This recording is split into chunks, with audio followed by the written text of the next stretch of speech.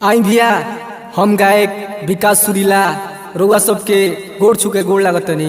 यही चैत के महीना में एक जना के नए नए बियाह भइल बा। उ अपना मेहरारू से कले है कटिया करे चलल जाओ, तो उनकर मेहरारू कोना भाव में का कहती है भैया आई सुनल जाओ।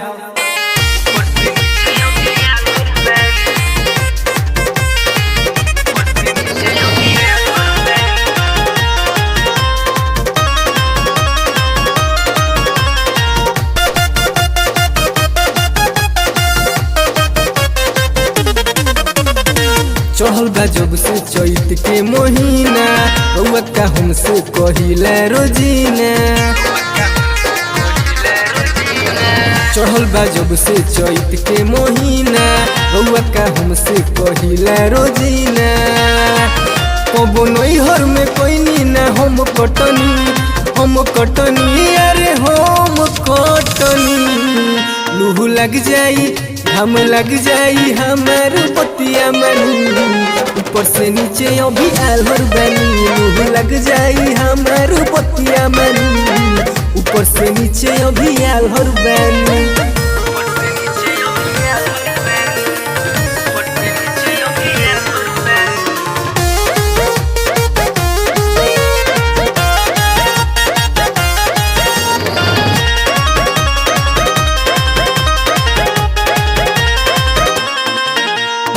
हमरा के तंग काहे करतानी राजा, ऐसे नहीं रउआ दी हमके साजा। हमरा के तंग काहे करतानी राजा, ऐसे नहीं रउआ दी हमके साजा। बाटे कम सिन जवानी हुन धरी मथनी अरे धरी मथनी। लूह लग जाई घाम लग जाई हमार बतिया मनी, ऊपर से नीचे अभी आलर बनी। लूह लग जाई हमार बतिया मनी, ऊपर से नीचे अभी आलर बनी।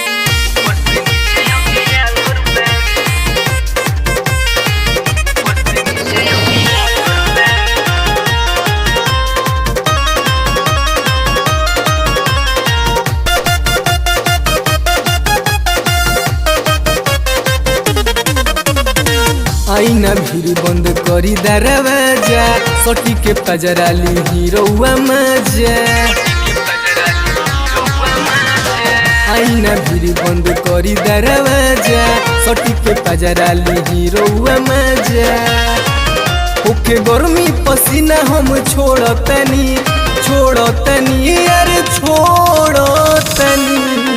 लूह लग जाई हम लग जाई हमार बतिया मनी, ऊपर से नीचे अभी आलर बनी। लूह लग जाई हमार बतिया मनी, ऊपर से नीचे अभी आलर बनी। कटनी न करबू तो MBBS करबू का हो? चल टिफिन में दूगो रोटी या सब्जी ले चल जाओ कटनी करे। आइल हो PhD कह के का?